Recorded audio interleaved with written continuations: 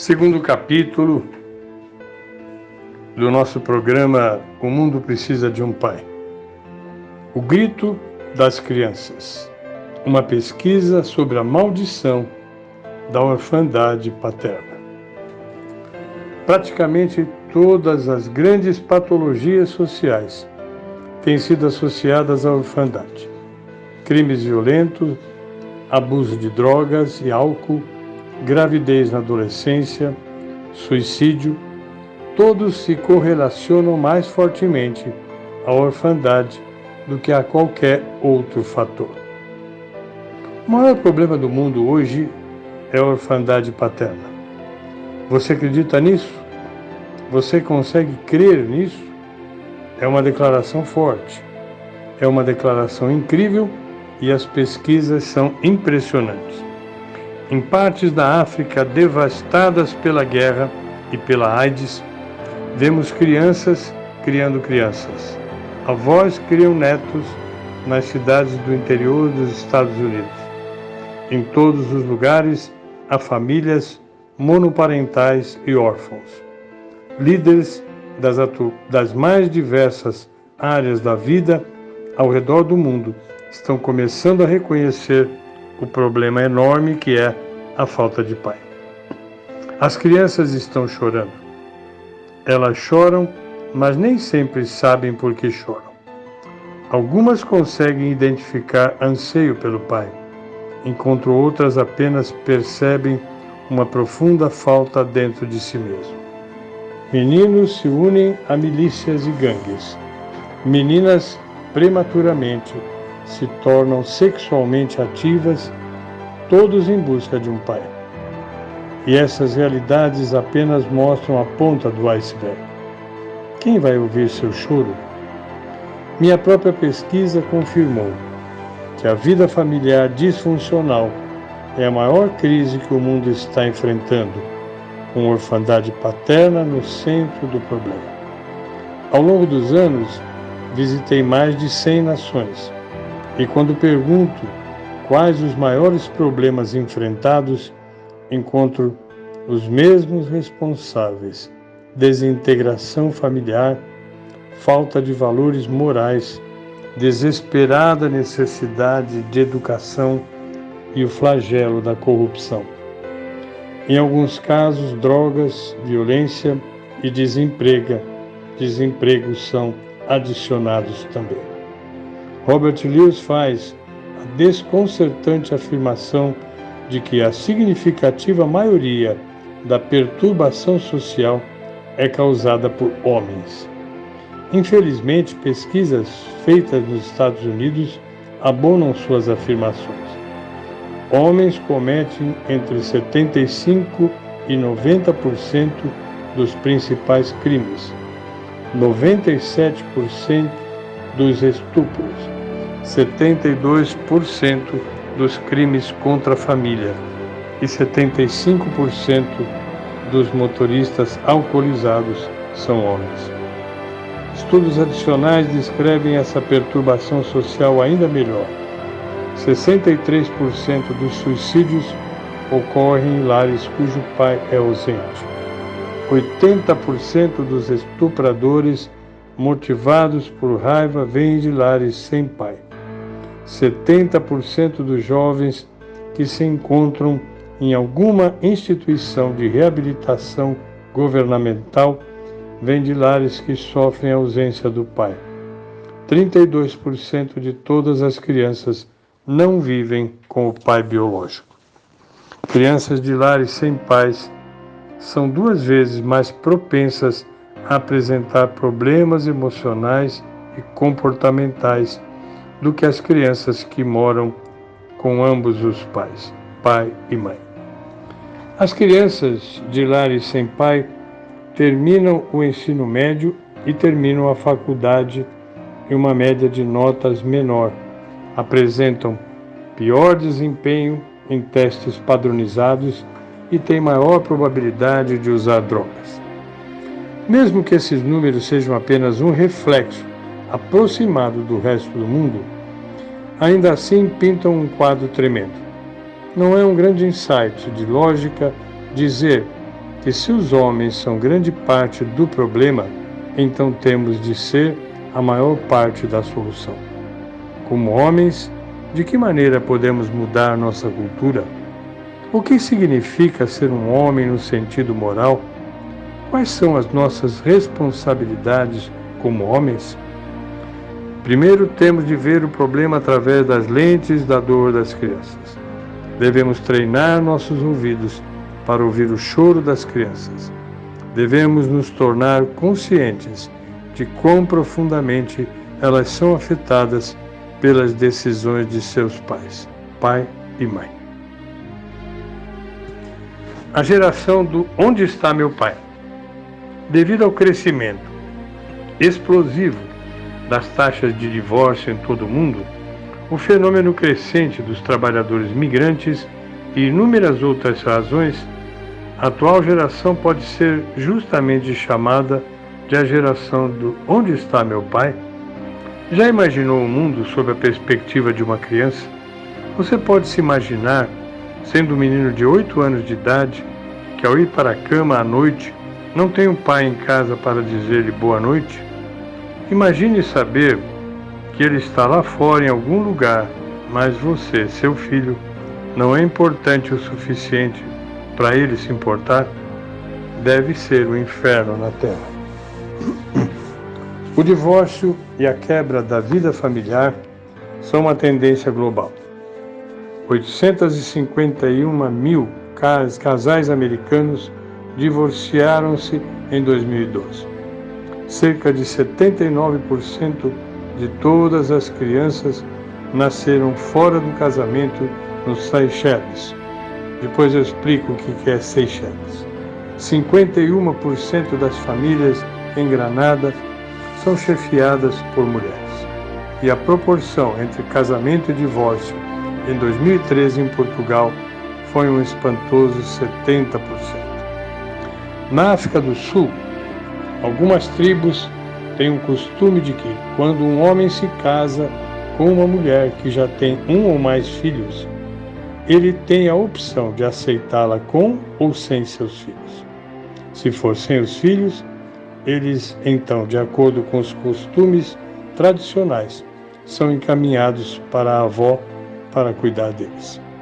O inferno está na terra para muitos meninos e meninas por causa da ausência do pai. Temos de enfrentar a questão urgente. Quais são os efeitos da orfandade paterna? Podem ser apenas colocados de lado por uma triste realidade com a qual outros devem lidar, ou existem outros efeitos a longo prazo evidentes na sociedade que não podem ser ignorados? Totalidade ou fraqueza? Temos dito em nossa rede de liderança que líderes são tão fortes quanto o seu elo mais fraco. Aprendemos ao longo dos anos que muitos líderes com grande potencial desabam em tempos de desafios nos pontos fracos de sua vida. Esses são os pontos de menor resistência. Metaforicamente falando, se a barragem racha naquele ponto, a força da água completa a destruição e o desastre ocorre. A cidade abaixo vai ser inundada. A principal responsabilidade dos pais na educação de uma criança é proporcionar totalidade à vida dela, nas 6 dimensões do ser humano: espiritual, física, emocional, social, intelectual e ambiental.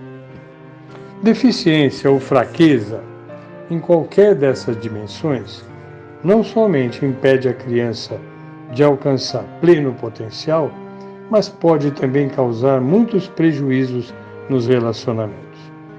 E é nessas áreas danificadas que o colapso social é mais provável de ocorrer. Deficiências físicas são facilmente identificadas, mas deficiências nos outros níveis não são tão facilmente observadas. O dano que causa é muitas vezes mais devastador. Eu nunca vou esquecer o dia em que fui chamado por um homem de 68 anos de idade, cuja esposa tinha feito as malas e já estava prestes a deixar. Eu consegui trazê-la de volta para dentro da casa e começamos um processo de terapia matrimonial de muitas horas.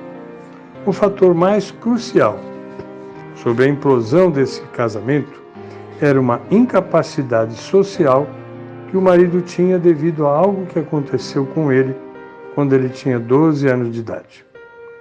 Ele nunca se recuperou totalmente, mas encontrava refúgio na primeira esposa que conseguia lidar com isso. Poucos anos depois de sua morte, ele se casou novamente. A nova esposa não teve a paciência para lidar com sua fraqueza e colocou muita pressão sobre o relacionamento. O que causa essas deficiências? Quais são as razões para nossas lutas? Obviamente, há muitos fatores diferentes para cada um de nós que nos deixa machucados e cheios de cicatrizes na vida, mas nenhum é tão prejudicial e impactante como aqueles causados por nossos pais. E, infelizmente, com a falta de um pai, é um problema tão significativo, o pai é o principal culpado de causar essas deficiências nos filhos. Quando estamos atentos à dor de nossos filhos, podemos ouvir o clamor devido às feridas emocionais, sociais, espirituais, intelectuais, físicas e ambientais, na maioria das vezes infligidas pelo pai. Vejamos o choro de nossos filhos relacionados com algumas dessas dimensões da vida. O primeiro: papai, ajude-me a ser inteligente. O pai atribui um valor extraordinariamente alto à educação de seus filhos, desde que tenham a educação certa e oportunidades de vida, eles serão felizes. Se o pai está realmente preocupado com o desempenho acadêmico e sucesso de seus filhos, não pode subestimar o impacto de sua presença na vida deles. Esse é um dos maiores males do divórcio. Se a mãe fica com a custódia total, o pai dificilmente consegue ver seus filhos. E mesmo os direitos de visitação aos finais de semana só permitem que o pai gaste cerca de 30% da semana com seus filhos. Isto não é suficiente. Se você realmente, pai, quer dar a seus filhos o melhor da vida, você precisa estar lá. Aliança para pesquisa sobre envolvimento paternal. Nós vamos chamar daqui para frente sempre que nos referirmos a ela como pesquisa. Analisou cerca de 150 teses de mestrado e doutorado e, em 2007, produziu um relatório fascinante e informativo sobre a paternidade. O relatório descreve detalhadamente quão amplo e profundo é o impacto da presença positiva do pai na vida de uma criança. Ele discute esse impacto de forma holística e conclui definitivamente que a criança cujo pai está com ela envolvido se sai melhor social, emocional, cognitivamente e fisicamente do que as que não têm da mesma forma. O relatório descreve como a interação do pai com o filho pequeno é importante no desenvolvimento de diferentes áreas do intelecto e do caráter, e como o envolvimento positivo do pai pode literalmente melhorar o QI da criança. Eles concluem com a seguinte declaração: filhos de pai que é presente são mais propensos a ter níveis mais elevados de realização econômica e educacional, sucesso profissional, competência profissional, melhores resultados educacionais, expectativas de ensino superior, maior nível de escolaridade e bem-estar psicológico. Imagine uma menina de 15 anos de idade a criar um filho sozinha. Não somente ela ainda está em fase de desenvolvimento pessoal, em modo de sobrevivência, como tem que prover para si e para a criança. Isso inevitavelmente leva a negligenciar a criança em muitos níveis. Por exemplo, ela terá apenas 21 anos de idade no momento em que seu filho tiver 6 anos e não será capaz de estimular adequadamente a criança durante esta fase mais crucial do desenvolvimento intelectual, que é a fase de 0 a 6 anos. O relator é muito claro ao afirmar que ter um pai positivamente interessado melhora significativamente as perspectivas da criança no âmbito do desenvolvimento cognitivo saudável. Segundo clamor: papai, ajude-me a lidar com as emoções tóxicas. Um amigo meu tinha expectativas de que seu filho se tornasse um campeão olímpico. Ele estava preparado para pagar pelo melhor tipo de treinamento. E o treinador concordou que seu filho tinha o potencial para conseguir. Mas o esporte é um duro teste de segurança emocional. E o que acontece fora da quadra tem sempre um impacto revelador sobre o que acontece na quadra. Meu amigo tinha as melhores intenções, mas estava cego pela própria obsessão para aceitar pagar o custo emocional que seu divórcio teve sobre seu filho. Para encurtar essa triste história, seu filho nunca conseguiu entrar em qualquer grande torneio depois de 13 anos de idade. Ele não pôde suportar a carga emocional do tênis, que é um esporte altamente competitivo. E quem sabe, se seu filho tivesse tido uma carga emocional certa, talvez seu pai poderia ter tido a honra de ver seu filho jogar em Wimbledon.